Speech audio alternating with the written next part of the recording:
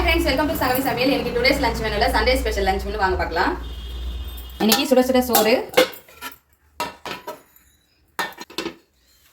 ஆவி பறக்க சோறு போட்டாச்சு. இதோட பேர் உண்மையான பேர் சோறு தாங்க, அதனால தான் சோறுன்னு சொல்றேன், ரைஸ்லாம் கிடையாது.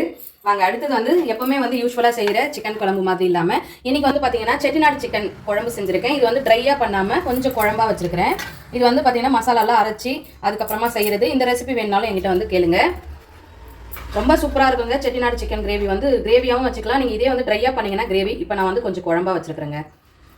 எங்கள் அப்பா என்னோட பொண்ணுக்கு வந்து லெக் பீஸ்னால் ரொம்ப பிடிக்கும்ன்றதுனால வந்து லெக் பீஸ் வாங்கிட்டு வந்துருக்காரு. இது அப்படியே வச்சு கொடுத்துடலாம். ரொம்ப சூப்பராக இருக்கும். இந்த ரெசிபி வேணால் மறக்காமல் என்கிட்ட வந்து கேளுங்க. அவ்வளோதான் ஃப்ரெண்ட்ஸ், இன்னைக்கு சண்டே சமையல் அவ்வளோதான். அதுக்கப்புறம் சாப்பிட ஃப்ரூட்ஸ் கொஞ்சம் இருக்குது.